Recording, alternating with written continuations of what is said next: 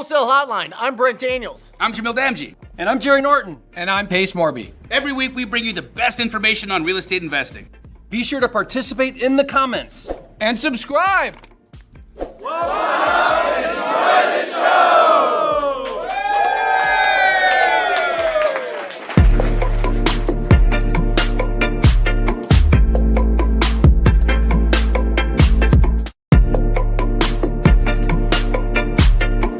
So thank you so much for calling Wholesale Hotline. That's it. Wow, that's great.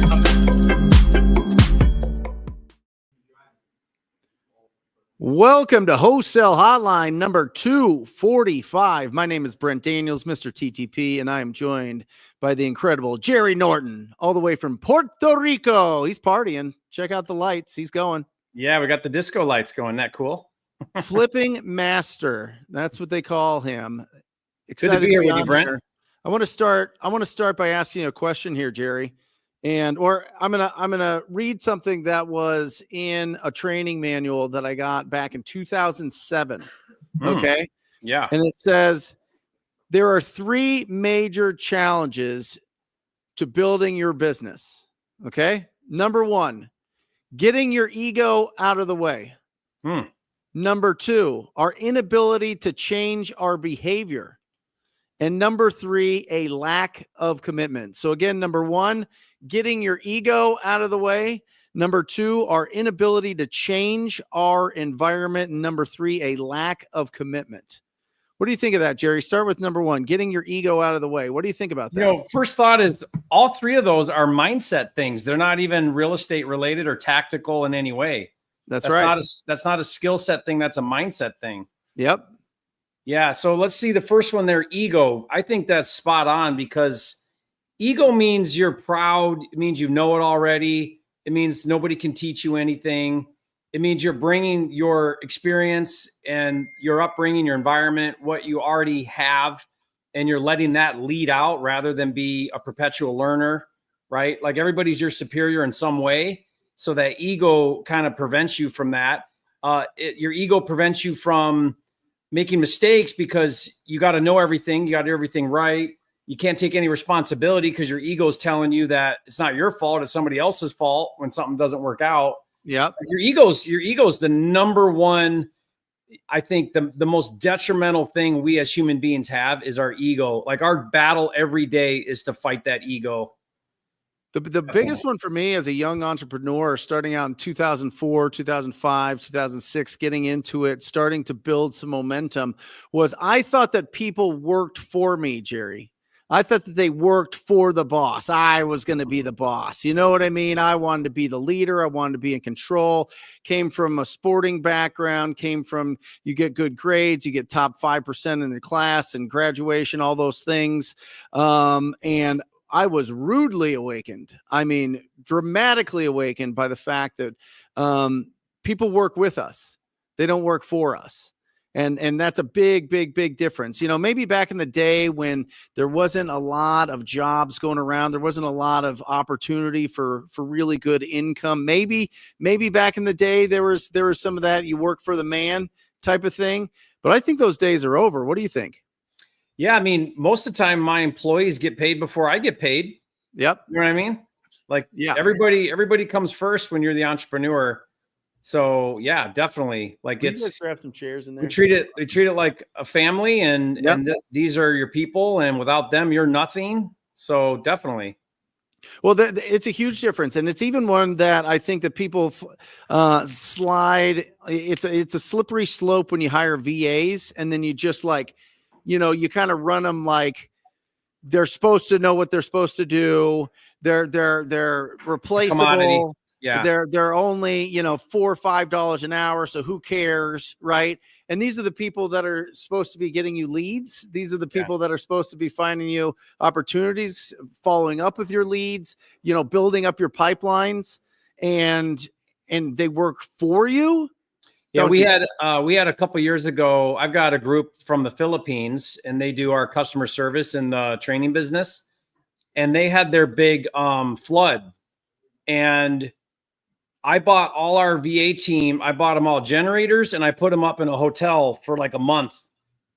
And that, it didn't cost me that much, right? But this is my family. They've been with me a while. Like, I care about these people, and that meant the world to them. Like they appreciated that so much. It meant so much to them that I did that. And, they're extremely loyal because I'm loyal. Yep. What about our inability to change our behavior? Right? Yeah. I mean, it feels good to learn things. It feels good to listen to podcasts. It feels good to watch YouTube videos. It feels good to go to meetups. It feels good to be around people. But if we don't change our behaviors on what actions we actually take every single day, nothing moves, right? Everything's the same. There's no growth if there's no change. Yeah. So, and oftentimes, Brent, we think that it's these big changes that move the needle, and it's really the 1% principle, right? Like a little bit more, a little bit each day. It's the small things. It's setting your alarm clock 5 minutes earlier. It's one more rep. It's one more call. It's often the little things that compound in time to get big results later. It's that compound effect that, Dan Hardy, that book was transformational for me, the compound effect. It's the small things we do consistently every day that have the biggest impact long-term. Yep. What about a lack of commitment? Lack of commitment. Yeah. It just gets hard and we quit. It's a big difference between being interested and being committed. Yeah. Right. Yeah, burn the ships in the harbor. That's no plan B. Yeah. And it's interesting. I think that I don't think you can manufacture commitment. Mm-hmm. I don't think you can. I think that it comes along. I think it goes hand in glove with discipline, but I think that, and tell me what you guys think, and tell me what you guys think. When you have something exciting, something that you're really, really, really like, you're like, oh my gosh, this is it. There's some that like innate, like it's in your body, it's in your mind. You're just, you wake up earlier. It's not even like you set your alarm earlier, right? You just wake up earlier. You're like so ready to get going and so ready for the day to start so that you can get out of bed and take some action, or get out of bed and get your mind working and get in the right place, that it's a natural. I feel like every time there's a project, every time I'm starting a new business, every time, I've got something exciting to say on a live show or whatever else, I'm up, and I don't have to like motivate myself. There's no motivation to it. It's just, it's in there. Same, Jerry? What do you think? Yeah, I think that too. As an entrepreneur, no one's going to tell you to get up and go to work, and I can't remember the last time I needed somebody to motivate me, just because I keep my big why front and center, and I've got these lofty goals and dreams, and I think about them. I talk about them. It's part of my everyday to be striving to do something big in the world. And, I pop up out of bed excited for the life I get to live. I don't have to. And when you approach this business and life where you get to, you don't have to, man, you just come at things totally different. You handle the rejection, you work through the obstacles, and you don't look at that as setbacks. You just look at it as opportunities to pivot and learn and grow. And it's all just part of the process, and it's normal. Nothing's going wrong.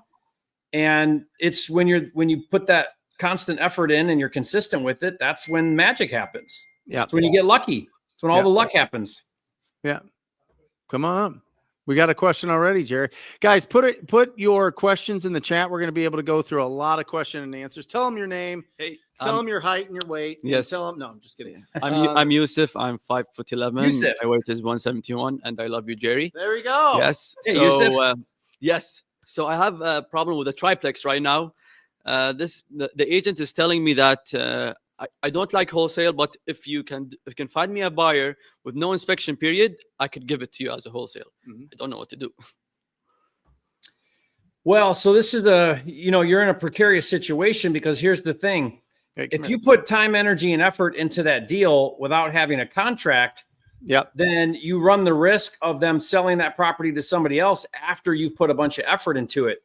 So I would be asking that agent, okay, hey, what's your concern about contracting with me? Are you concerned about me performing? Is that why you don't want to go into contract with me?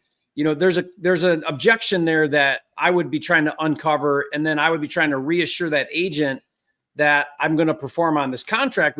Let's make sure it's a win. You know, if it's a marginal deal, I don't know. And then maybe we can work out some sort of an option type of thing, meaning like, you know, give me a contract, give me an exclusive right, but just give me a window of time. I'll procure a buyer if that's what you want. But I don't typically like to work without a contract because otherwise I run this big risk that I waste my time. Yes, true. Perfect. Is it listed? No, it's off market. Off market. Yes. Do you know the price?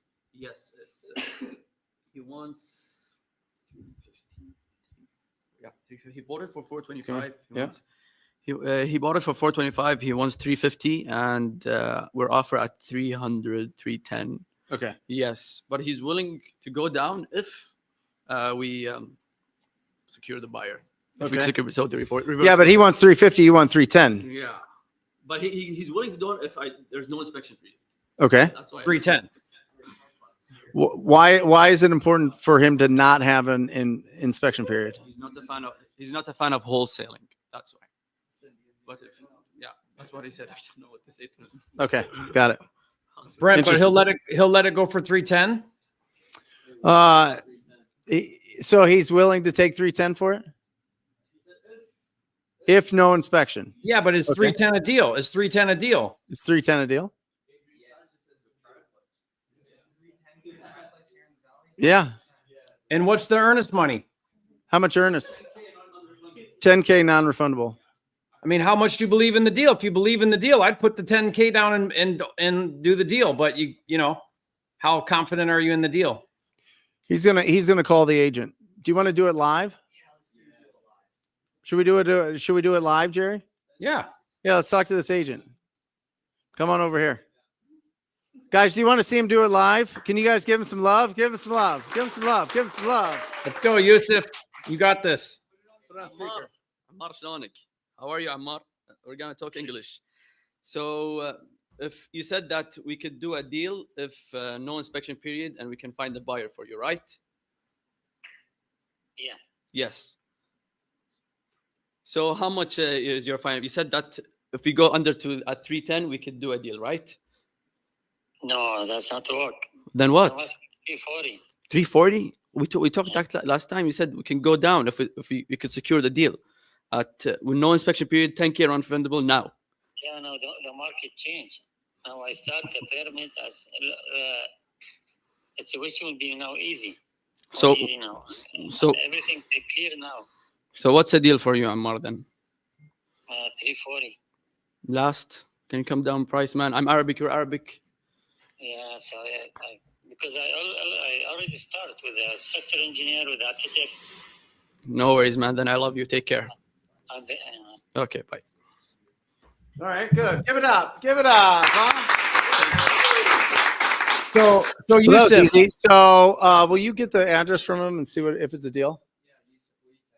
so here's another thought, Or Brent. just pull it up. Just pull it up here. We got computers everywhere. Yeah. So Go Yusuf, here's what I'll do if I feel like I don't know if I can move the deal. I'm not totally confident in the deal. Is I would go back to him and I'd say, look, at 310, I know I can get it done. I'll lock it up. I'll waive inspection. I'll put down earnest money. I'll do all that.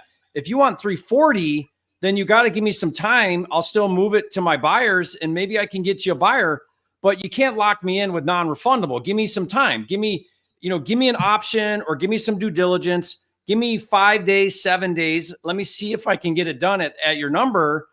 But again, I'm not going to put in the effort unless I know I've got an exclusive right to the deal, which is a contract. Now, that would only be if you think maybe you can move it at 350 or something, but it sounds like you're priced out now. When was the last time you talked to him? Today? Oh, the market changed today? Okay. This is the 5-bed, 2-bath, 1846 square foot, 1948 build, 55. All right. Will you take a look at it? Yes. Yeah, have Matt look at it. All right. We'll take a look at this and see what the deal is here. Yeah. Yeah. Awesome. I got some great questions already, guys. Make sure in the chat, guys, this is live so that you can ask questions. We can get you answers. Also, put in the chat where you are from so you can start connecting with other people that are doing this business. One of the things that, one of the main challenges we have is our inability to change our behavior. It's a lot easier when you're around people who have the behavior that you want, that are doing the things that you want, that have achieved the things that you want, it's because of their behavior. It's because of the things that they've done and the way that they've grown themselves and as business people. And so being around there is being around other people is so critical. Actually, will you guys come up here? Let me see. Look at all these guys. Come up here so everybody can see who's here. Come here. Look at this, Jerry. Look at this. Come on. Got the whole These are your crew here. diehards. Look at Yeah, this. these are your regulars. Let's Look go. at this. Look at that. They're still coming. There we go. What is it? Guys' night out? Guys' night out. Awesome. Awesome. All right, good. Now get out of here. What are you guys doing? This is, you're blocking my Balrog in the back here. All right. Hey, Brent, I think I'm going to add to my scripts. I'm Arabic. You're Arabic. Let's get a deal done. I like that. I'm Arabic. You're Arabic. Let's do a deal. Come on. He changed it from 310 to 340 in 3 hours. The market's changed, Jerry. Awesome. 12 hours. I would push that guy. He'll come down. Yeah. Jerry, here we go. Ashley asks, once you get it under contract and find a buyer, what's next? Close and get your check. You You got to open escrow, right? What's that? You want to get an assignment agreement if you're going to be assigning the deal. Yep. Make sure that it's protecting you. Make sure that you're getting non-refundable earnest deposit, because I've sold a lot of deals when I was young in this business and didn't require earnest money immediately. And then the deal was shopped around, and then all of a sudden they disappeared. And then all of a sudden I thought I had a deal sold and it wasn't sold. And I think that that's pretty common when we're getting started, right? Do you Brent, do you like to open escrow after your AB contract with the seller, or wait until you've got your contract with the buyer? As soon as that seller signs, we open up escrow. Exactly. If we're at the home, we will turbo scan it. It's an app, turbo scan. It turns it into a PDF. You could just do it with your Apple phone. There's ways to do that. You guys can figure that out easily. To turn it into a PDF, send it to the title company and say, hey, it just opened up escrow. And you can leave the purchase agreement behind with them if you want. You know what I mean? And they feel good about that. Or you can send them a copy of it, CC them on that. Why is it so important to the title company? Why is it so important, Brent, to open? I want to know right away if there's anything that's going to stop us from closing. I want to make sure that we open up the title. We know what we're up against to get past from the title and escrow standpoint. So if there's any lingering liens, if there's some judgments that they didn't know about, if I want to make sure that this is the actual right person to sell this house. Because right now, guys, the big scam is people trying to sell you land, vacant land, for nothing, and they don't own it. They just go, give me 5,000, give me 10,000, give me 2,000, give me $500, and I'll just send you the deed. I'll sign the deed over to you. That's a scam. Everything goes through title, guys. Everything goes through title. And what the title company will do is the title company will make sure they do an identity statement. They make sure that the person signing that purchase agreement is the same person that owns that property. And that's really, really, really important, and something that we don't want to handle. We don't want to deal with. They do all that for us. So I open up escrow as soon as possible because I want to see if there's any obstacles we have to overcome. You as well, Jerry? Yeah, totally.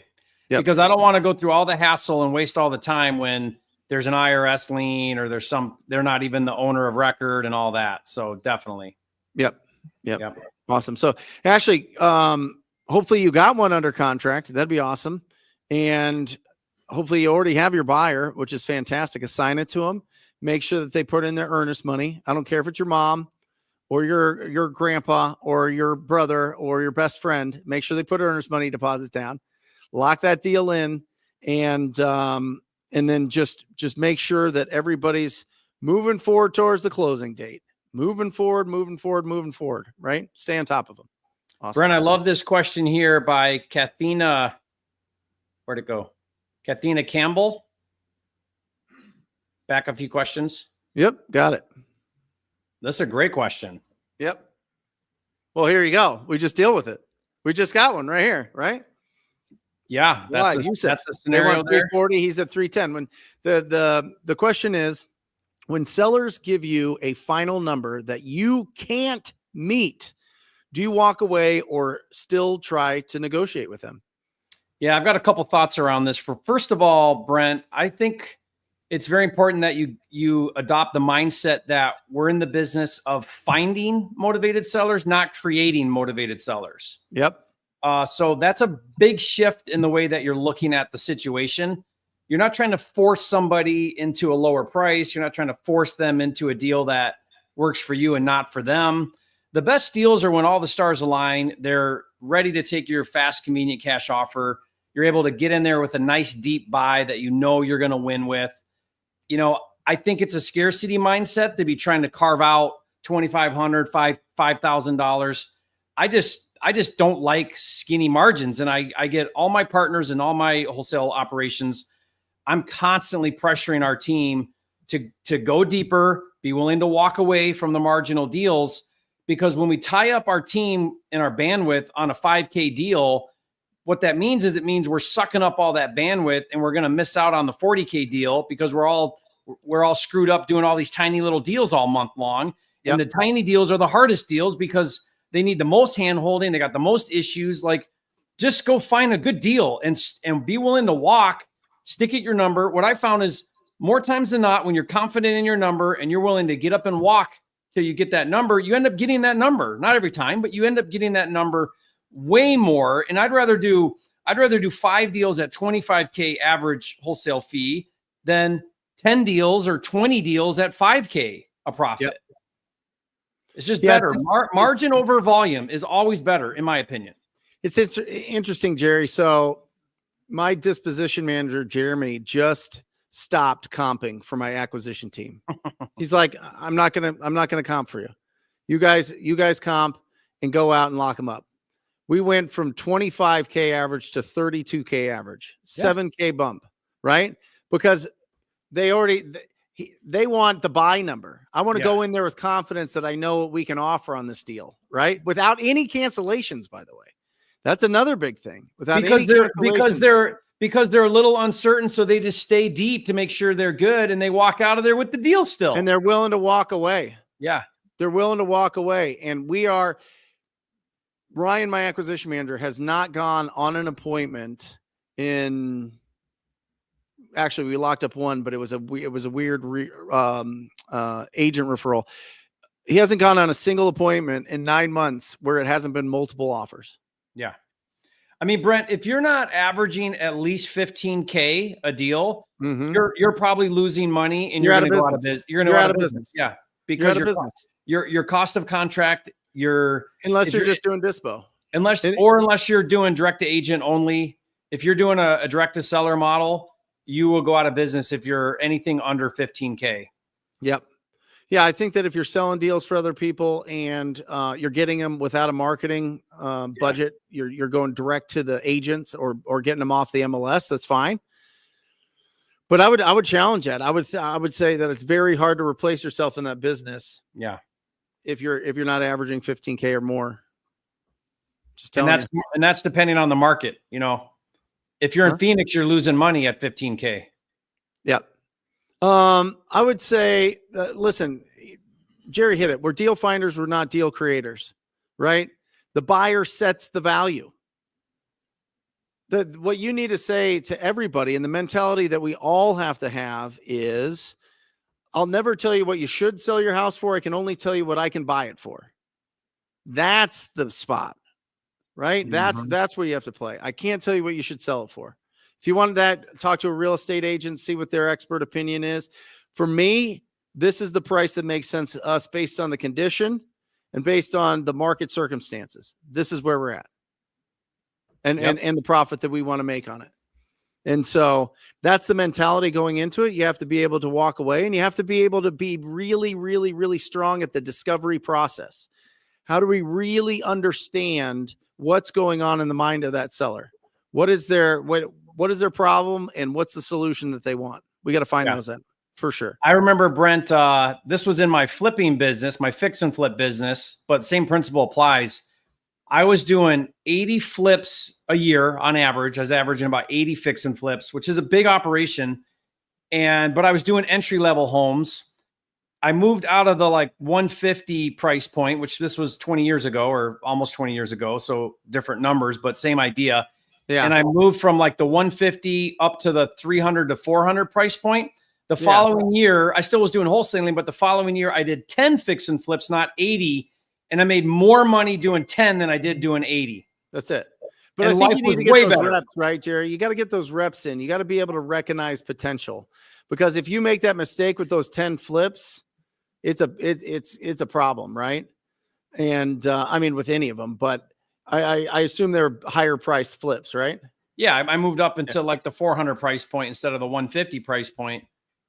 And So Matt Justice is shaking his head. He says, I don't need to average 15K a deal. Go ahead. Tell us your business. Yeah, so Right here. we're primarily focused on direct to agent and dispoing other wholesalers deals. Our average is about 5K, depending on where it comes from per deal. That's like our total average is 7,500 between both dispo and agents. But I mean, I spend zero in marketing, and I think it's actually easy to still replace myself, because you can go and hire people and they just got to be able to hustle and just go and find deals or be able to go and sell deals. So, I mean, I think it's a great business model, but I agree though. It's like, if you're going direct to seller and you have marketing spend, you definitely need to be hitting the 15K plus average per deal. But I would still challenge you to pressure against whatever your normal is into whatever the next tier might look like. So if your average per contract across the board is 75, pressure your team to get to 10. Yeah, that's actually something I was literally pressing on them this month. Like, we have a goal this month to try and hit 130K. We have 70K set to close so far for this month. And so that's exactly what I told them to try and help us get to 130K. Is like, look, when we're dispoing deals, we need to be adding more. When we get deals in from agents, we need to start adding more and just seeing like how much we can actually push stuff out for, because our buyers now are starting to become very loyal to us. Like, literally last week, I had a call with a buyer, and she was like, hey, I know I could go and get this deal from this person, but I don't really like working with them. I'm okay paying 3 to 5K more. So I'm just going to tell you to go and get that deal. And we're most likely going to do that deal today, because they ended up going with another buyer. But they ended up coming back to us. So it looks like we're about to do this deal. But it's like, if you just grow really good relationships, like, these buyers will just come to you and ask for other people's deals because they just want to do it with you. That's awesome. Yeah, that's great. And if you think about it, like, if you're doing a direct to agent or a dispo service and you've got no marketing budget, it's really twice that would be like gross for somebody else, right? So 15K where someone's spending $7,500 price per contract, marketing per contract, is netting where you're already grossing without that. So see what I mean? So that's kind of how you need to look at that, is you're actually way further ahead because you don't have that marketing cost. Well, let me ask you this, like, with that type of business model, do you think it would be smart to start getting into marketing and like spending money to actually get inbound leads from like doing direct to seller? I mean, here's how I look at it. Go deep in whatever's working for you. Once it's dialed in and you're out of the operations and you're in the owner box, it's time for you to introduce another leg of revenue. So that might be direct to seller for you now. And you start using Brent and doing some PPC. I mean, that's where Hugh's at. Hugh Boy is at, I just spent the week with him, and they're at like 700, 800,000 for the year direct to agent. And they just started now PPC with Brent, and they're going to open up that leg now, but not until he has it dialed in really, really well. Can he now take on a learning curve, learn a new model, dedicate some dollars to it, hire maybe another acquisitions, whatever it looks like. But as soon as you're ready, I think you definitely should consider direct to seller. You guys might add another $100,000 a month just by doing that. Right. Yeah. So for both of you, like, for someone that hasn't done direct to seller with like my type of business model, when I get into it, would it be smart for me to hire out immediately for that, or for me to be the ones taking the calls? I just think you're at a place in your business where I don't know that it's the best use of your time to get back on the phones. Maybe for a minute, but the whole point is that you're trying to run a business, not get back into the trenches. So I don't know. I'm okay if you do it for a second, but what I would do is I'd bring on your guy, and I wouldn't use your same acquisitions team that's doing direct to agent. It's a totally different animal. Yeah. If you're doing like PPC, it's a one call close. It's a very urgent type of situation. It's not a nurturing relationship thing. It's a let's get this done for you right now thing. And so I don't think you want to, Brent and I talked about this last week. I don't think you want to mix those two different types of selling, acquisitions people. I'd bring on your heavy hitter acquisitions guy, and I would just shadow with him for 90 days. But you're there with him. You're on the phone. You're auditing the calls. You're working with him. You're helping him. But you're introducing that new marketing channel into your business. Would you go direct to seller or expand into a different market doing the same strategy he already knows? That's a great question. That is a really great question. New markets have new. That's actually the question. Right. Honestly, though, Brent, I mean, if my honest opinion about that is new markets have new nuances and there's an entirely new learning curve. Yep. You've got your market dialed in. You've got a dispo team already in place in that market. I think your fastest way to revenue would be to start spending some money on PPC and start driving those high intent leads into your business. Yep. Have a new acquisition guy set up, and you're instantly rolling into deals. Love it. I don't know. That's a great answer. It's not wrong though. Like you could take your same model, your agent dispo model, and just open another market, and you guys would probably figure it out and you do okay. So that's not wrong either. I'm just saying if you were asking me if a gun was to your head and you had to pick one or the other, I think I might pick staying in your market and just going another marketing channel deep. What do you think about brand building? What do you think, Brent? Well, I think it depends on if you want to build a brand. If you want to build something that you put a moat around your business as things change, and they inevitably will, is the dispo model a growing model or a dying model? There's only one way or the other. Are you going to be able to do more business in the future because of the reputation that you build local and because of the systems that you build, or is technology going to replace you in finding cash buyers for these deals, to getting exposure for these deals? It used to be Chris Iman and maybe one or two other people taking all of the dispo. And then Jamil came. And then Jamil's, everybody that Jamil's trained has come. And so obviously you float to the top by communicating really well, being really good with your numbers, building the relationships with the people. You can build that long term, right? Are you guys an appointment model? Do you go on appointment at all? Or is it all virtual, like all on the phones? Oh yeah, it's all virtual, all on the phones. Okay. Yeah. But you're building these relationships with these buyers, right? You're building these relationships with people that are going to buy for a really long time. So that's really, really important.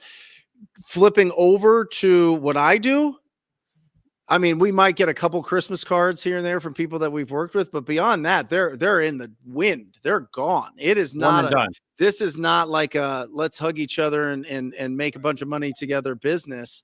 This is the, they're in, they want to sell it and be gone, right? It's a totally different mind. So you gotta figure out in your mind, do you want to add that to your current business, or do you want to take what you do and do it somewhere else? And which one do you think is the better path? And which one do you think will be growing versus dying? What do you think? Do you think the dispo model is going to start dying? No, not if you build a reputation. And you already have, you know what I mean? So it's a referral based business. Right. So referrals, this is something that you're doing that I think is missing in a lot of the people that are doing the dispo model, is they're just taking other people's deals and selling them to anybody else and just kind of setting up appointments and running and gunning and kind of treating it like me. You're building these relationships with these buyers. You know exactly what they're looking for. You go and curate the deals for them and see and then I know if it's in Tucson, we're calling you. We're calling you before we blast it, because you probably already have somebody. Yeah. You know what I mean? That's something that's irreplaceable. Also, you just have to make sure that you know what I mean? I would add to that too, if you go direct to seller, the way that we're creating a competitive advantage is we're going back to the basics of appointment. There was this crazy time where everything was virtual, everything was on the phone. It was awesome. Be on the beach while you're doing deals. And that's all fine and dandy and amazing. But we're in a highly competitive market. Wholesaling is a multi-billion-dollar industry. That seller's probably talking to 2 or 3 other people. So I highly believe today, I don't know if this will always be the case, but we try to go on appointment with those sellers and get belly to belly. So it just is going to give you that one more edge to where you have a competitive advantage. Because if Brent's guys go on appointment and I'm on the phone talking to them, Brent's going to walk out of there with a contract every time because he can make a connection I can't make on the phone. See how that works? What I'm saying, Jerry. It's a much different skill. It's a much different, you know what I mean? Yeah. I mean, either way, like if I go direct to seller or go into a different market, regardless, it's a learning curve. Yeah. Because every market has its own nuances that you need to learn. You got to find the big players regardless. I think you're forced to do this though, because here's why. The agent model is finite, right? There's only so many agents and so many listed properties.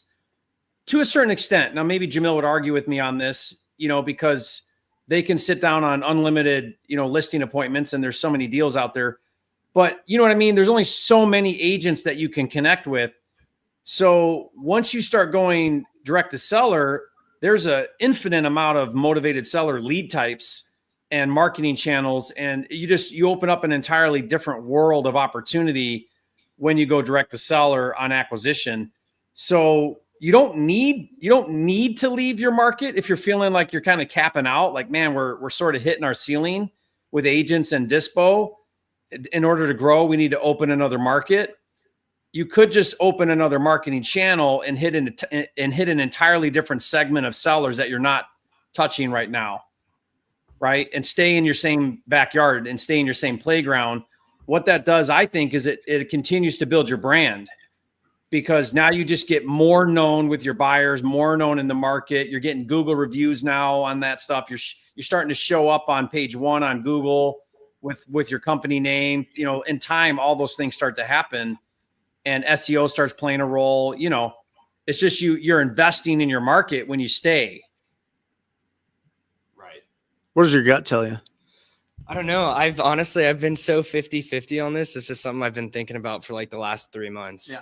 I'm like, man, what do I do? Go direct to seller or open up a new market? Because it's like, I mean, with all the communities and everything, we could sell deals pretty much anywhere, And so I don't know.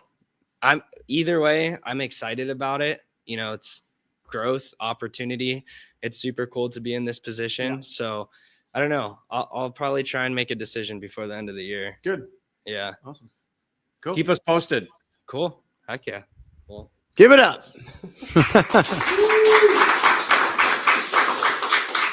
Do you know what's going on here, Jerry? Edwin Nunez. Hey, Brent, the New York City Council is proposing to eliminate forced real estate broker fees. Do you have any insight and or see this happening in any other markets? If it hasn't, I have not, but I'll definitely do some research on that. I have not heard about what that's all about. Maybe elaborate a little bit more. What do you mean by forced? Yeah, Edwin, explain to us what forced eliminate forced real estate broker fees. I don't know if any real estate broker fees have been forced, but maybe it's a different thing in New York. I don't know. Let us know on that. That'd be awesome. Did you have a question you wanted to get to, Jerry? No. Whatever you got. Times Masquerade asks, any thoughts on land flipping as the new gold rush? Well, I don't know if it's a new gold rush. I mean, that's been around forever. It does seem to be getting some attention. I mean, the great thing about flipping land is you do have a lot less competition and you have a steady buyer in most markets. I shouldn't say most markets. This definitely is a market specific thing.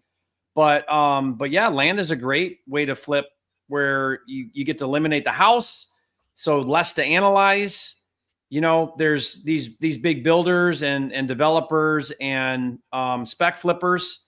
They love land deals. So, just be careful, I would say, of shiny object syndrome. Like when I see this gold rush, what I'm seeing is, oh, this is going to be the new thing. Oh, this is better than houses. Oh, this will be easier, faster. I'll make more money. And it's like anything, you know, you got to invest in it. You got to learn how to do it. You got to get good at it. You got to put your time in, right? Just like houses or any other strategy, it takes an investment of time, energy, and effort and skill to really get good at it. But it's just like everything else. It's just one more opportunity to make money in real estate. Well, listen, if you want to build a virtual business, land is fantastic for that, right? I have never gone to just a lot to walk around with somebody on a land deal. You could just pull up Google and there you go. And Dimitri Van Camp is in the chat here. He lives in Belgium, guys. He's doing deals in Florida. He does hundreds of deals all over the phone, over email, and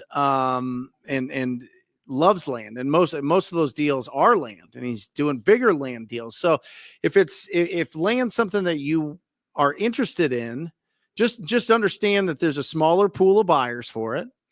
You have to know who's buying land in the area. You have to know that it's not going to be a bidding war typically on these deals.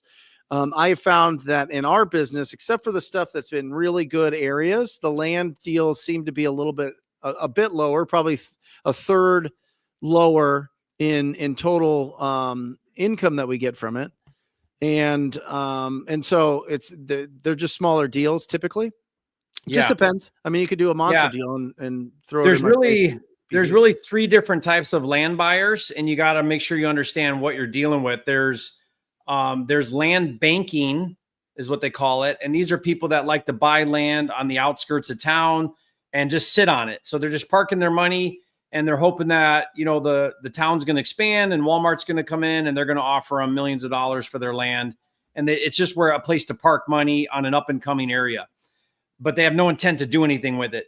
The second type is what we call mini ranch. And these are just people who buy land a couple hours away and they want to take their four-wheelers, they want to shoot guns, they want to put their ATVs, and it's just a recreational type of purchase. And those people, by the way, they buy and then they're also great sellers because they don't use it and then they sell it to you at a discount. So you have land banking, mini ranches, and then you have spec flippers. And I actually do that one. I buy that one and I wholesale that one. And these are in your hot markets where they're doing new construction flips. And this is where a lot of these are infill lots, we call it, or they're teardowns. And like this is almost all of my Scottsdale deals were teardowns. So it was an old 80s home, a ranch with low ceilings. It's an acre lot. We buy it, we tear it down and build a $5 million house. You know, that's spec flipping, and there's deals for that. There's ways to flip that type of land too. So what are you dealing with? Who's your buyer? Understand how you're going to find those deals and who you're going to market them to.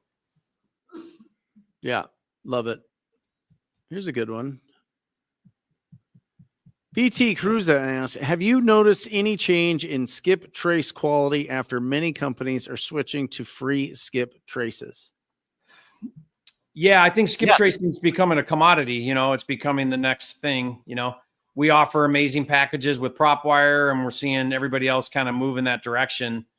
So, I mean, skip tracing is a funny thing to me, Brent, because people will do segmented samples of skip tracing and then they'll base their entire decision off of that, 100 skip traces they did.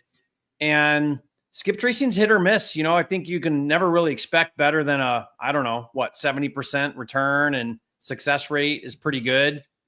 So, there's a lot of different services out there. We're always testing new services because we buy it in bulk direct. Do you guys do skip tracing? Anybody here? No? Anybody? Have you seen any difference in the quality? Yeah, 70% of the services are going to be the same. Yeah, it's funny. You'll see a thread like on Facebook, and you'll see some people saying this service sucks. This service sucks. In the same post, you'll see this service is awesome. This service is awesome. Two totally different responses on the same service. First, tell them what you just said about the skip tracing, and then ask your question. Oh, I think the complaints are like just another reason not to do the work. It's pretty simple. Agreed. I would agree with that. But my name's JP. I do direct seller in California. I'm here with the Triner Brothers. Recently started an agent outreach model this year just because we felt like in California that was a market that was not taken advantage of. what we come across now that I believe is very challenging, we get a lot of great deals sent to us by agents that another wholesaler has locked up. And we still have room to put 15, 20, sometimes even 25K on top, but they all want a 5-day close. And that's the biggest challenge we're coming across right now. Obviously, we just end up passing on them because 5-day close, no inspection period. We don't really have an opportunity to work it. So what would be the best approach to the agent as far as, hey, I know you made a great point earlier. It was Jerry, as far as I need a contract to even invest my time into this. But that 5-day close, I mean, how can I handle that? So help me understand. When you say a 5-day close, is that you said it's under contract already with a wholesaler and you're trying to JV it, or you're saying the agent wants a 5-day close? So based off of my understanding, this deal is already under contract with another wholesaler or agent, but this agent somehow now got their hands on this deal and they're just helping sell the deal.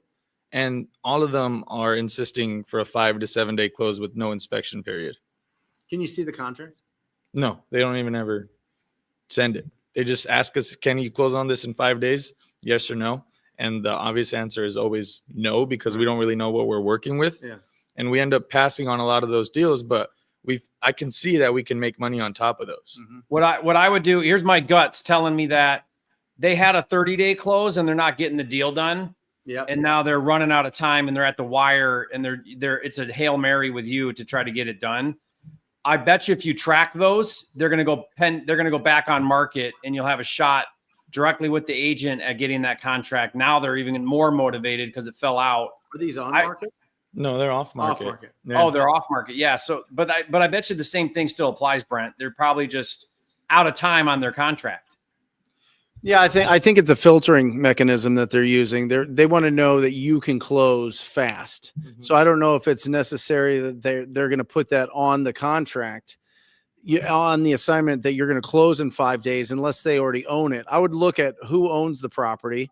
If it's not them, what does the purchase agreement look like? You're saying, yeah, I'll commit to the assignment, but I need to know what I'm getting assigned. Can I have the purchase agreement? So would it be smart at that point just to ask for the assignment? 100%.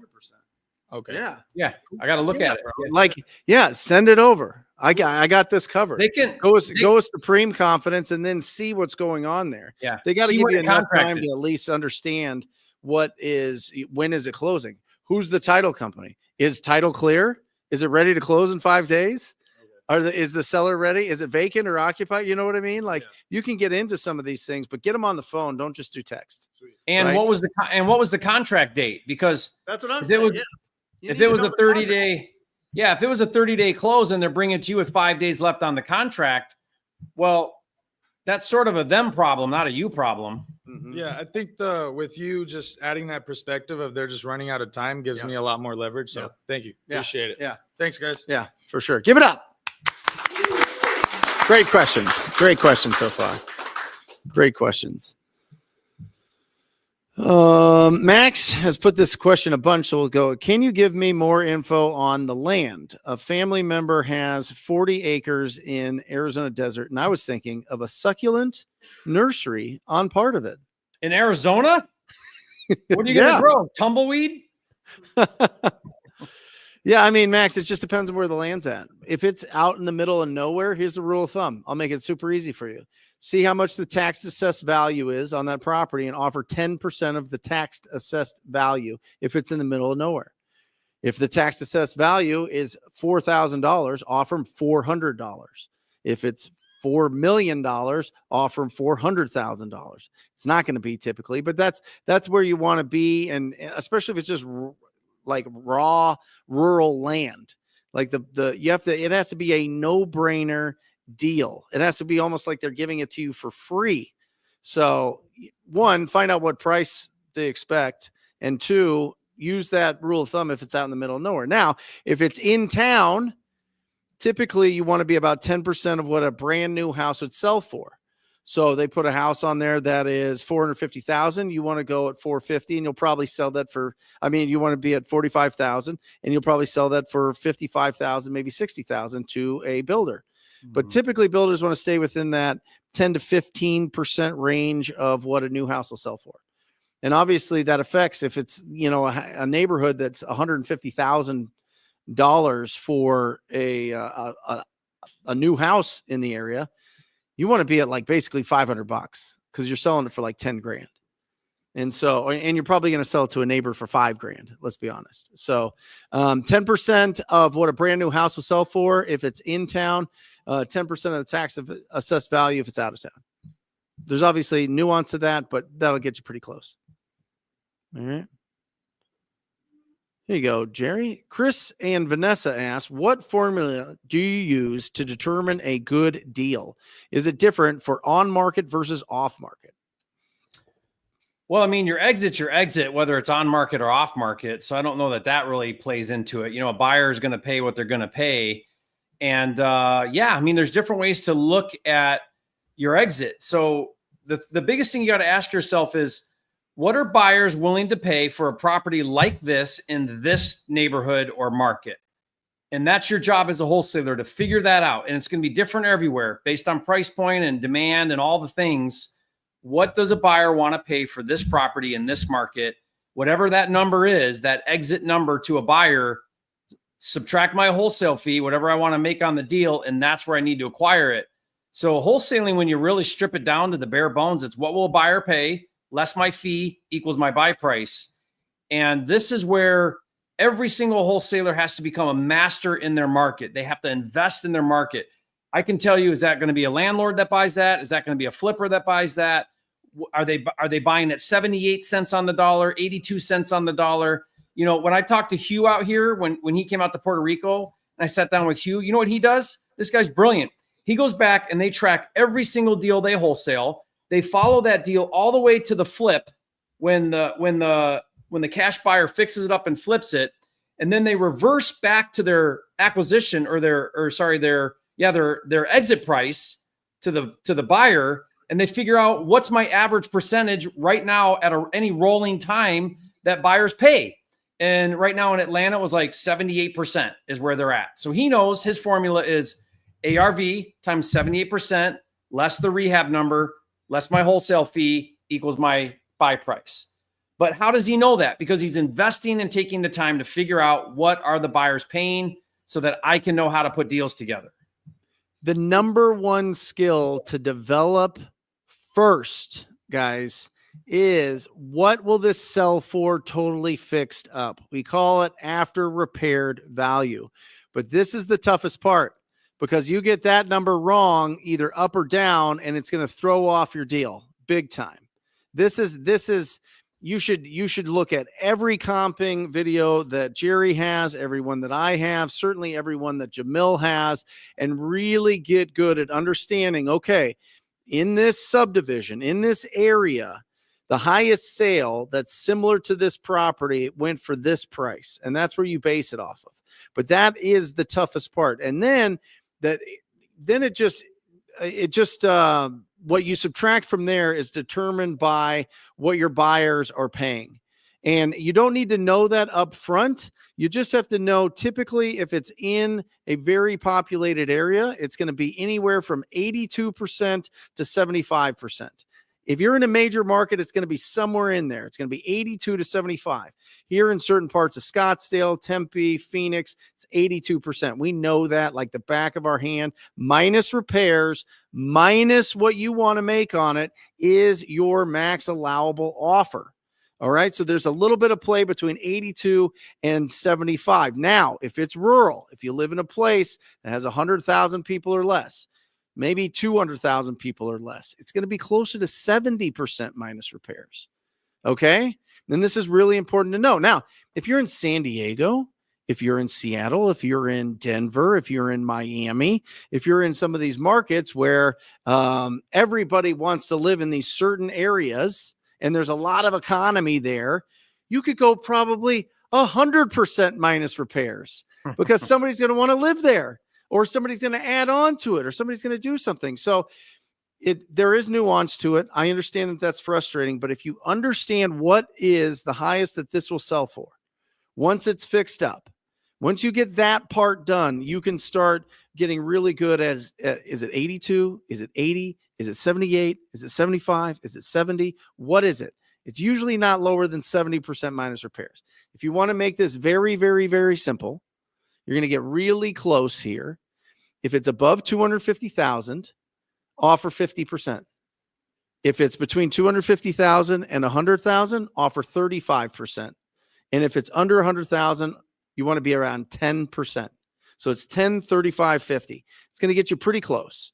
In major markets, it's not going to work for you as well, but it's going to get you pretty close. And that's what I say. Understanding what the top value, what the top potential is so critical. You don't cross major streets. You don't go with a house that was built in the 60s with something that was built 10 years ago. You don't go with a 1-story with a 2-story. You don't do these things. You don't do a duplex versus a townhouse. You don't do a single family house versus a condo. It's got to be like for like. And guys, we have unlimited videos. But I think, Jerry, that is the number one benefit of having a mentor. Having somebody that can quickly evaluate a deal and give you a buy number is they can understand what is the top level. And that's what people don't understand. If you don't have that person, maybe it's a dispo guy. A lot of people just go straight to the Matt Justice and the Jamils, and they go, hey, listen, you're going to sell this deal for me, but what is my buy price? What can I buy this thing at? There's a whole industry for that. You don't want to get a mentor. You think it's a scam. You don't want to be in like communities and do that. I get it. I totally get it. Live your life. Do your thing. At least get somebody that's going to dispo and look at your numbers when you're starting out to let you know what's a deal and what's not a deal. And then when you pay those guys, dispo guys, 10, 15, 20,000, you could have got a really killer coach and mentor. I'm just saying. Yeah, it's really fascinating, Brent. So this past week I spent with Jamil, and we were doing like live calls, and I thought I was pretty good at like comping and getting to values. Jamil is so freaking good and so fast. Yeah. I couldn't believe it. Like he had his number, and then he's like, okay, Jerry, I got my number. Where's your number at? And I'm like, give me a second, Jamil. I'm still working on it, And then like, I don't know, 60 seconds later, or a minute and a half later, I'd have my number. It was like, I was always right there with him. So I knew I was on track, and it was great to kind of do it together. But that guy can comp so fast. And it's just because he's done it so many times. Yep. He's invested in that skill set. He teaches it extensively on his YouTube channel. And guys, like, you want to be a master at something, do it 1,000 times, do it 10,000 times. Follow the 10,000 hour rule, and you will become so fast at it, and you'll know instantly what those numbers are in your market. So Rodolfo, longtime member of the audience here that participates in the chat. He's part of the Rhino Tribe. Him and Marcelo just closed a deal, 245,000. Whoa! Let's go! Profit. Are you kidding me? Profit. That's their profit on a deal. And split that up however they did. But how about that, guys? Give some love in the comments. Rodolfo went, listen to this, Jerry. And this isn't just for everybody out there and being like, oh my gosh, that's crazy. This guy's insane. I think he went 14 months cold calling 3 hours a day before he did his first deal. Every day. What a beast. I am telling you, it is guaranteed.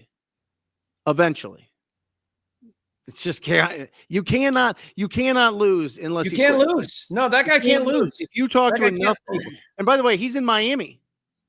Yeah, Jerry. I mean, what kind of a fist fight is Miami? I mean, that whole thing is crazy.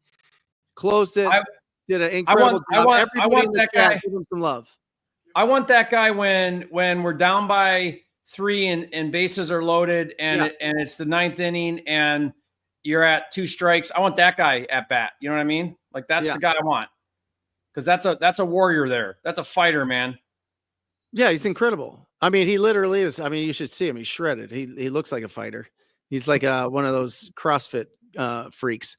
Anyway, he's incredible. I believe what it was an inherited property. Property is totally trashed. They thought that there was a tremendous amount of liens. He got like hundreds of thousands of dollars in liens to like $2,000. So this was a wholesale, Brent. Yeah. Well, he took it down. He closed on it. Yeah. Okay. And then put it on them. I suggested that he close on it, put it on the MLS. Yeah. Yeah, absolutely incredible. And that goes, listen, there are some liens that you can negotiate. There are some liens that you can negotiate and remove. Now, mortgages, no. Property taxes, no. Maybe IRS, maybe not. Dimitri said after 10 years they fall off. I believe Brent, Dimitri. I'll never forget something you said to me when I first met you years and years ago. You said the deal of a lifetime comes around once a month. Once a week. Once a week. That's right. Once a week. When you're in the game. Yep. You got to be in the game. It truly does. And this is just, and by the way, he closed another 40K deal this month as well. You know what I mean? Momentum matters. Yeah. Momentum. Keep it going. Stay focused. Pick a lane. You know what I mean? Just like you were. You built Rodolfo, up. I want to interview you on my channel. Reach out to me. I want to talk to you about your deal. That's fantastic. Yeah, Rodolfo, definitely do that. He's awesome. Yeah. Congratulations. Ryan asks, hey guys, I have money, but no time. How should I get started wholesaling? I'm not sure I have enough experience to train a VA. Thanks for your direction. Love you, Brent and Jerry. We love you too, Ryan. Go ahead, Jerry.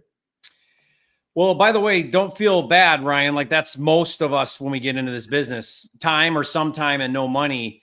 So all that means is it means you got to start in the business with zero cost and then low cost strategies. And there's lots of them. And you just got to put in that work. And then eventually, if you keep reinvesting in your business, you'll be at a level like Brent Daniels, where you can dump a lot of money into very, very, very expensive, but very lucrative marketing that's going to get you fast results and deep buys, right? And that's PPC and there's other things, but you just start where you're at, which means free. Free could be driving for dollars, door knocking, agent outreach. He says he has money, but no time, Jerry. Oh, I got it backwards. I'm sorry. Yeah. You have money, but no time. Okay. Well, then you're in a completely different predicament. I mean, I would be asking, is wholesaling even the right move? I would really be questioning, why do you want to do wholesaling? So let's get clear about that, because that might not even be the right strategy. I mean, you tell me, Brent, if you know Ryan very well, but wholesaling is that strategy where we're trying to create, really high income really fast with low risk. Is we build a wholesale operation, and if we do it right, we can make hundreds of thousands of dollars profit, monthly. And so, but are you saying you have enough money to invest in marketing and systems and a team, but you're busy with a career, or like what's really going on there? I guess I would need a little more insight. Yeah. But you could skip some of the steps and go right to the big leagues, really. What do you think, Brent? Yeah, Ryan, again, perfect, Jerry. You have to really understand what the goal is, right? Are you looking to replace your income? And you're just tired of your job. You're tired of that. You want to get into real estate full time. Great. Wholesaling is fantastic for that. That is the method that you use. That is the vehicle, baby. Get on in. If it's one of those, well, I just want to get good deals and I want to either flip them or I want to hold them in my portfolio, just connect with a wholesaler and buy their deals. And you don't have to go and hunt for those opportunities. You can do that. Now, if you are wanting to replace your income and go full time in this, and you have no sales skills at all, you have no sales experience, you're like, I don't know, you're an engineer and you don't pre-qualify a lot of people, you're not understanding and doing a lot of discovery and conversations or something, or whatever else. I mean, not to single out engineers, but I would partner with a real estate agent and I would do PPL. I would do pay per lead. And the reason I would work with an agent is because there's a few different benefits there. One, they probably have the sales skills to be able to convert these into signed agreements. And then you could develop that over time if you don't have those sales skills. And two, they could list properties that come across as a PPL that are more retail based and maybe pour more money into the PPL pot with you, like a partnership, right? But that would free you up to be able to spend the money. They get the leads. They can respond within 30 seconds. That's what's so critical about inbound leads. And if you have a budget, you need at least $2,000 a month, minimum. So you have $2,000 or more a month, $2,000 to $5,000. That's where you want to be in PPL. After $5,000, you can get into PPC. But between that 2 and 5,000, it's coming in. You got your agent taking the calls. You have the agent pre-qualifying. Either you or him go out on the appointment and make him a cash offer and or list the property. That's what I would do, Ryan. Boom. Awesome. Great answer, man. Awesome. Hold on. Boom. I've got through all these. Here we go. Richard asks, does getting the earnest money open up escrow, and does the buyer send the earnest money deposit to the title company? Yes. Yes. Typically when you see earnest money, that's mostly a direct to agent thing because agents always require earnest money. And typically it's going to be significant. You know, you can count on anywhere from $500 to 1% of the price is typically what you'll see. Direct to seller, you don't always see earnest money. Now, we like to offer earnest money because we use it as a selling feature.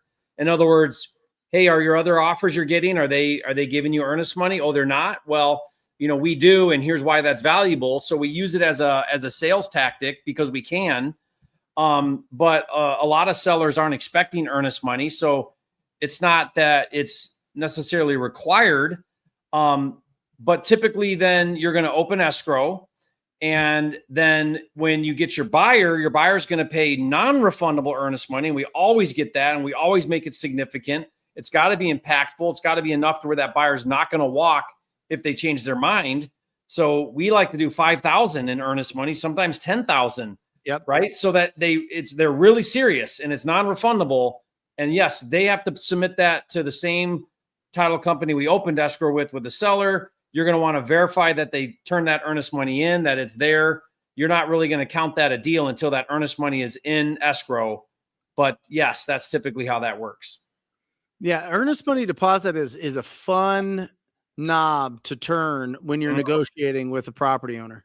Yeah. You know what I mean? Because I'm telling you, every time somebody submits an offer and they do it virtually, Jerry, and they offer the seller and they go, here's $10 earnest money deposit. I love we that. walk in and we go, come on. They're just messing with you, right? Yeah. That's supposed to be 10,000 or is that supposed to be $10? They're willing to risk $10 to show you that they're real and they're serious about this. Yeah. What if we gave you 1,000? Oh, that's much better. Great. I'll sign here. You sign there. There we go. Right. Earnest money. I remember I would go in aggressive on deals. 10,000 non-refundable earnest deposit immediately released to you in 72 hours. Yeah. You know what I mean? After title. What buyer is going to do that? That's not serious. And so, or wholesaler that's going to do that. That's not serious. So you can play around with that. And see if that's something that's important. I think it's one of the lowest on the seller's minds, to be honest. I mean, sometimes if they're former real estate agents, they're going to ask for it, or attorneys or something like that. They're going to ask for more earnest deposit, but it really means nothing because you have an inspection period. So if you cancel within the inspection period, you still get your earnest money deposit back. So it's, you know, it really, it's more of like a flash. It's more to be flashy. It's more to be dramatic than it is actual function, but it's something to play around with for sure. Close of escrow date, closing sooner for them being able to stay in the house, releasing money early to them. Jerry, I'm about to redo my TV ad and I'm going to say, you know, if you qualify, we'll give you up to $10,000 before we even close on the house. Genius. Right. Yeah. Just powerful. To get, right. And then all of a sudden you get a lot more calls and a lot more opportunities. Yeah. And so we'll see how it goes. And Thomas Simmons asked, why does it matter in a mutual release state? So you guys that don't know, mutual release means that earnest money sits in escrow until both seller and buyer agree to release it. I can't tell you how much money I have stuck in escrow right now because the buyer defaulted and they want their earnest money back and I won't agree to release it because it should go to me because they defaulted on their contract. But it still matters because that buyer's not getting it. So even though you're not getting it, it's still tied up. So they put $10,000 down, $5,000 down, whatever, even if it's a mutual release date, it's going to push their commitment to the deal, which is why we still want to do that. Awesome. John asks, great advice. Which PPL companies work well in the Northeast? Property Leads. We've got a little ttpleads.com if you want to support us. TTP Leads is our affiliate link for that, or you could just go to Property Leads. It's up to you. We found that they've been really great. I had a conversation with the Lead Zolo guys. They're very interesting. They came into my community and spoke to us last week, and they're doing some really cool things. They're kind of they get YouTube, they get Facebook, and they get SEO and pay-per-click leads. If you don't understand any of that stuff, don't worry about it. It's, some of it's intent-based leads versus interruption leads. Intent's going to be the best. That's why PPC is the top. Besides referrals, one rung down is PPC, and then PPL. And so that's ttpleads.com there for you, John. And then there was a great question. Where did that go? Oh, this is real. What do you think about this, Jerry? Next Step Offers, LLC. How are you guys handling the text restrictions and the rise in DNC cases being filed? Yeah, I mean, I don't like to get sued. I don't know about you, Brent. So, I try to keep my nose clean. And this is something that we're seeing more of. They're coming down hard on texting. So, I mean, it was a fun day while we had it and we could do it because it was so cheap and it was so effective. But I think this is kind of a strategy of the past. I mean, we're steering away from it because we don't want to get sued. We don't want to be paying the fines. Yep. And listen, with all the announcements of the FTC changes coming late January, I don't think it really affects too much of like business as usual, but what it does do is it increases the amount of litigators that want to jump in, put their hat into the ring of real estate investors and real estate. What the pace? What up, everybody? What up, man? Wholesale Hotline. What are we doing? Eating a hoagie? You got a stub? Yeah, dude. I've just been doing a couple 1,000-person challenge, just calling agents today and locking up deals and helping newbies get their first deal. Live audience, say hi. Live audience. So what I just did is I put 100 teams together across the country with 10 newbies on every single team, and we are doing a challenge. Today was day one. It was a lot of fun. So I was like, I have 20 minutes. Let me tune in and see my best friends. Awesome. Pace, I see a live audience here. Oh, hold on a second. Now it's my turn. Hey, kids, come on. Oh, Jerry beat us all. He's got 17 kids. That's awesome. Oh, my gosh. How does my life get any better? I have the best friends on the planet. What do you think? What do you think about this space? I see No Shave November's going good. Yeah, bro. I'm trying to. My wife said I was not the burly man she thought I was, so I'm trying to grow out one of them Jerry Norton beards. It's good. That thing's legit. It sounds like Brent, you have a question. I have an interesting question for you, Guy. What are your thoughts on trust acquisition? I'm part of a group that really focuses hard and wanted to know your thoughts. Trust acquisition. Okay. I think this is a really niche business model. I love it. I think you got to be hyper intelligent, and I think you got to be credible. So what you're doing is you're going around, you're basically buying an entire portfolio or a series of assets that are inside of somebody else's trust. Why would you do this? You do this because it saves taxes for the family that you're buying it from, and it is amazing. But you're not going to do this as a newbie. You're not going to do this even as like a mid-sized person. This is a more advanced strategy for people that are focusing on trust acquisition. You're talking to attorneys. Okay. When you start talking to attorneys and people, you got to have a little bit of money. Okay. You got to have your own attorney that knows how to convey all of these things over so that there's not tax events that are triggered. It's a great strategy, but it's not meant for everybody. Jerry. Yeah, I don't have anything to add to that. Yeah, I think, I'm wondering if this is more to get around wholesaling or assignments, put things into trusts and then sell that trust to somebody else. I think it's the same thing with like due on sale clause. What happens is people try and get around it. It's like, dude, just buy the property or do a lease option or let's do an installment method or whatever. Like a trust thing costs money. Putting a trust together does cost money. Also, going to a buyer and saying, hey, just so you know, I'm going to sell you a trust rather than house. I think definitely it can work, but guys, you're going to buyers who are fixing and flipping houses. Is it working? I'm sure it does, but this is not the norm. And so it's a niche within a niche within a niche, and it's going to just cause you to go a little bit slower. I just say either double close on the property with a hard money loan, and just sell the freaking property. Like, why are you trying to complicate it? An LLC is way easier. Why not just do an LLC? That's what I do. What's the benefit of a trust? It's always a land trust guy. It's always, I guarantee you, it's somebody in Florida. Yeah. Courtney asked, it's always Florida. It's Ron LeGrand out there trying to sell land trust. He's genius. I love it. Everybody pushes wholesaling to start in REI. I have no interest in cold calling and no sales background. What do you suggest? This is too easy. What do you think? Boy, Pace could have gone at a better time. I mean, why not? Okay, dang it, Courtney. I freaking wish I could just talk to you, because I would say, like, you don't want to cold call, but there's a lot of different ways to generate leads in real estate. One of the best ways to generate leads in real estate is this. Oops. Why not just go to real estate agents on market? Okay, you can go to propwire.com. You can find on-market properties, and you can send out offers to these agents, cash and creative finance. The agents will reach back out to you if they're interested, and then that way you're not cold calling. Get over the cold calling thing. Oh my gosh, Courtney, I wish I could talk to you right now. How many calls did I actually talk to today? Nathan, that would give you a cue to go to the live audience. Live audience, do we have a microphone that we can pull up? Who has the live microphone?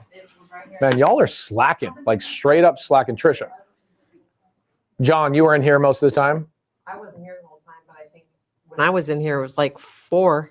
Okay, I made 4 calls. And out of those 4 calls that you watch me make, how much money for the rest of my life could I make just from those 4 calls? Over 10 million. John says 10 million. Did you feel like I could build an entire business off of just 4 relationships with agents that I called today? Yes, for sure. So literally after 4 calls, a lot of people will go, I need to build a full-time business. It takes 8 hours a day. That is not true. For the most part, if you're calling agents, you can build an entire referral-based business with real estate agents. That's cold calling though, Pace. She has no interest in that. You know, I look at cold calling as sitting there calling people that I don't know have interest in selling a property to me. If somebody's in foreclosure, if somebody's in probate, something along those lines, remember, here's what's cool, Courtney. You are the customer, not them. You're not trying to sell them anything. You're trying to buy something.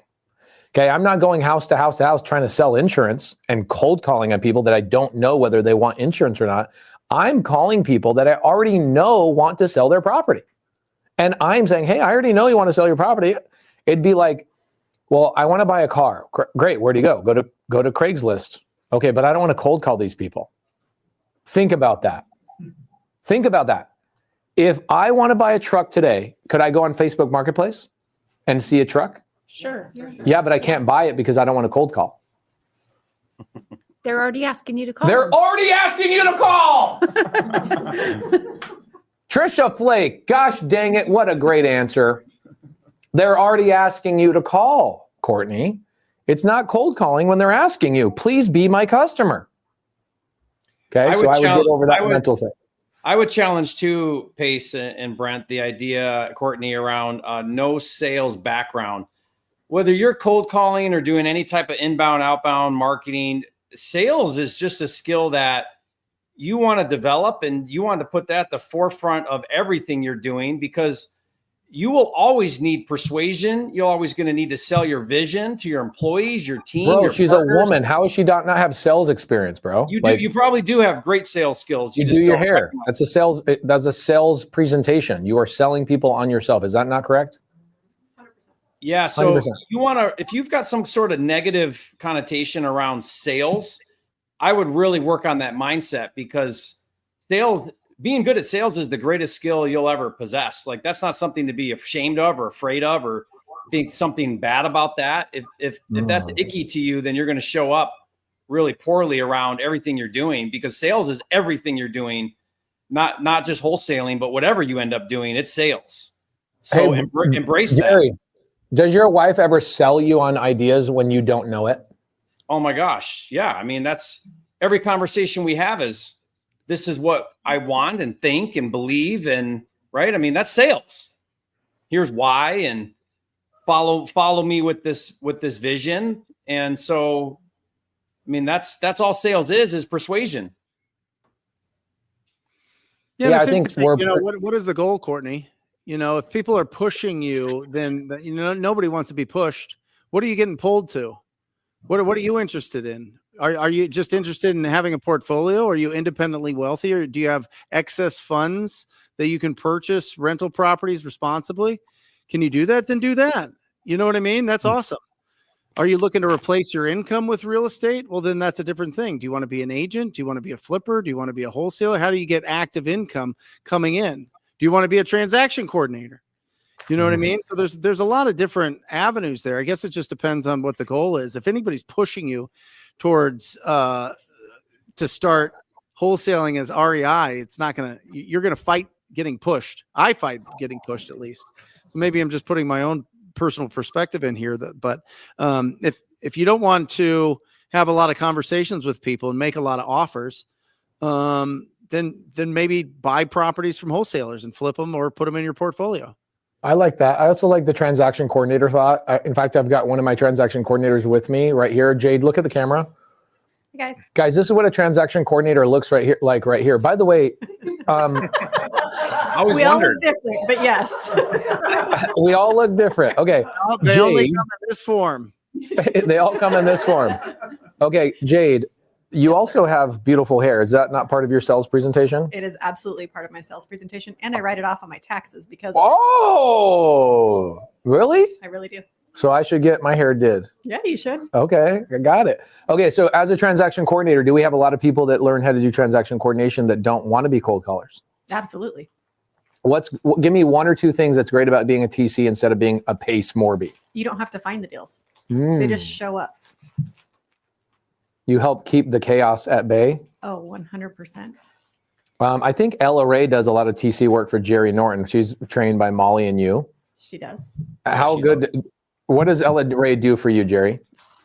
She's so good, just keeps the glue together, and I can move on to other deals while she's dealing with all the issues and keeping everybody happy. And Pace, I did a deal with Ella where the seller was so impressed with how Ella helped the transaction get to the finish line because it had code violations and all these issues, that she asked title if she could pay Ella's TC fee instead of the buyer. And she bumped the fee and took the fee from the buyer, and the seller paid it just because she was so thrilled with Ella and all she did to help her. And I don't even know what was going on because I don't want to know what's going on. Yeah. So the point there, Courtney, that Jerry and Brent and myself are trying to make is that there's a lot of ways to make money on a real estate transaction. In fact, I've found 51 different ways to make money on a real estate transaction. And real estate is very diverse. We're very lucky. We get to collaborate with each other. And transaction coordinators is a really good one. We have a lot of stay-at-home moms that are making $100,000, $150,000, $200,000 a year just working from home, handling transactions for people like Jerry, handling transactions for people like Brent and Jamil, or handling. How many TCs do we have on our team? 6. We have 6 full-time TCs working for my company. Like, that's how many transactions that we're doing and helping people with. And so they're a very, very needed group of people. So make sure that it's cool to listen to people about wholesale. I think wholesale was the greatest thing that happened to me in my life, truly. Without it, I wouldn't have found my calling. I've made so much money in wholesale. A lot of the things I learned in wholesale have compounded and conveyed into new things I'm doing today. But not everybody's meant to wholesale. Some people are meant to make the transaction actually go all the way through. In fact, when I didn't have a transaction coordinator and I did 10 transactions on my own, 3 of them would close escrow. When I brought a transaction coordinator into the same 10 transactions, 7 of them would close escrow. So transaction coordinators bring tremendous value to the real estate world. So just FYI. Yeah, and that doesn't mean you can't be a incredible real estate investor. I mean, talk about having front row seat to the best deals in the marketplace. You know, you could find partners, you can raise money, you could talk to whoever you're working with that you're running their transactions and tell them what you're looking for, and then just start cherry picking some deals off for long-term wealth. So that's what you're looking for. Landon Moore's comment on the side chat. Nathan, you can even click on it. Yeah, Landon Moore, good to see you, brother. One of my good friends, love him so much. Landon Moore is a great leader in the Subto community. His wife just became a TC, made her first $4,000 in her first month. Guess what? They just had a baby. She can work from home while Landon's doing his own deals. You can make money from working from home without being the person cold calling, right? So just FYI, write that down, transaction coordinator. I would go, how can people learn how to be a top tier transaction coordinator? Do you know? I have a link. Okay. Well, I would go to just DM me. If you guys are interested in becoming trained by my team, which is like Ella Ray and Landon Moore's wife and other people, trained by Molly and Jade and all these people that all look exactly like Jade, by the way.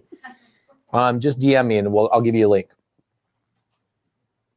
Chris says, are you looking for another TC? No, I'm not. I do love my TCs, but I'm not looking for another one. Well, we have another hedge fund boom. I'm having a big one. So I'm really good friends with the head of acquisitions at BlackRock. And he sends me a text message 2 weeks ago. He goes, bro, why are you not sending me deals? We are on the buying craze right now. Now that Trump is back in office, they're all excited. They feel like there's a lot of positive upward momentum. And then I get a text message from Tommy Stapley. He's like, I got $2 billion in cash to buy RV parks. Then I get a text message from one of my other friends from Colony and American Homes for Rent. And it's like literally in the last 3 weeks, I've gotten text message from some of the biggest hedge funds that are all like, let's go, let's go, let's go. Fill the pipeline, fill the pipeline. So yes, I'm seeing it. Are you guys seeing it, Brent? No, I haven't seen it yet. I don't. Yeah, but I suspect it's coming down. I suspect it's going to be opening up just because the market's going to go bananas. And when the market goes bananas, they have so much more equity that they can pull out of that market and double dip, right? So they take money out of the market, they pay some interest on that, they put it into housing and let it sit there and just double dip on what they're getting in rents and appreciation and also what the market's doing. So I think when the market goes up, the hedge funds come back. I just don't know if they've unleashed the local hounds yet, Pace, so to speak. I'm feeling some momentum. In fact, I would love to put a pipeline together. All of your students, all of mine's, all of yours, Jerry, like everybody should be submitting deals through these portals and selling deals. Like I think that the days of buying at 85% of ARV are coming back. Mm-hmm. Yeah, I mean, buyer and I might have to retire and go to Puerto Rico. Yeah, I mean, buyer confidence is up. Everybody's feeling really good. We're seeing everybody like excited about getting into the market. You know, it was everyone was kind of on pins and needles for a minute there, and then after Trump wins, I feel like everyone's like ready to dive in and really go for it. So I think it's an exciting time to be in the game. Yeah. If you're on the sidelines, guys, get in the game. It's always good, but now it's great. What do you, Brent? What do you have going on? How many? You know, I want to test the live audience situation real fast. Now I'm curious. Yeah. Let's see whose live audience is louder. We're gonna have the live chat, 350 people. Tell us, guys, whose live audience is louder. Okay. I got a lot of pros over here. You got a lot of bros. We're gonna bro this thing out. Hey, Matt, is Matt over? Does Matt have a camera on your live audience? Matt is having a baby right now. Well, he's not. Matt is having a baby. That's gonna hurt him a lot. So I don't. Okay, so let's just do the audio. Okay, you guys got your mic? Come on up. Okay, here's what I want you guys to do. I want you guys to yell on the count of 3, wholesale hotline. Okay. Oh no, I want you to yell, Brent Daniels is buff. Okay. On the count of 3. Okay. Oh crap! There. See all the. Hey. Oh my God. Hey, show our audience. Hold on a second. Okay. On the count of 3, Brent Daniels is buff. Okay. 1, 2, 3. Brent Daniels is buff. All right. On the count of 3, we're gonna yell, Jerry Norton is lonely. All right. 1, 2, 3. Jerry Norton is lonely.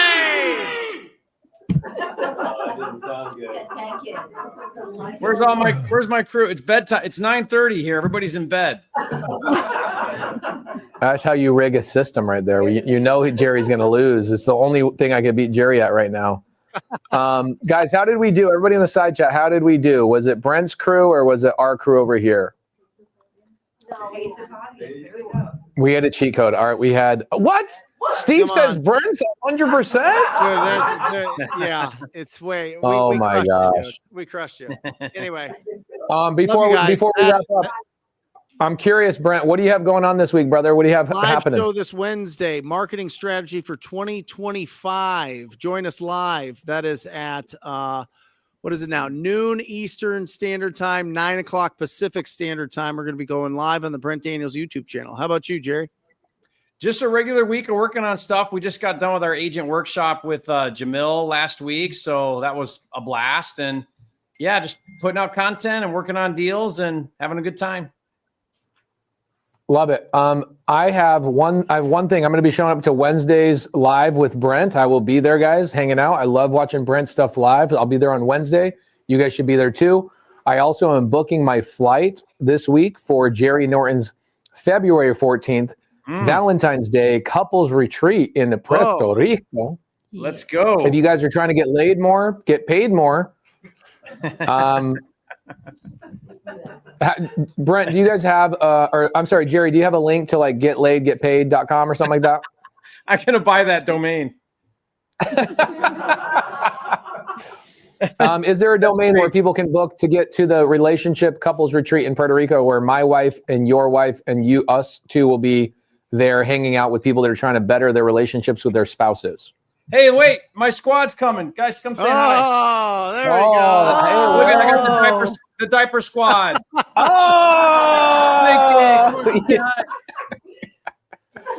Hey, buddy. Oh, I love those kids. That's awesome.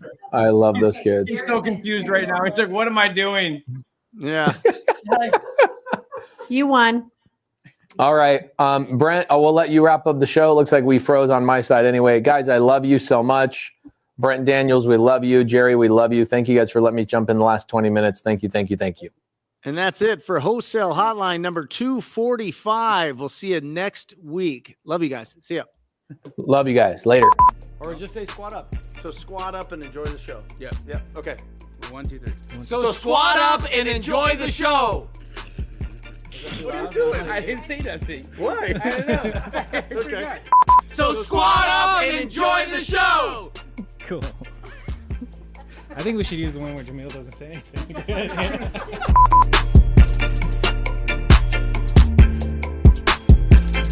Yeah.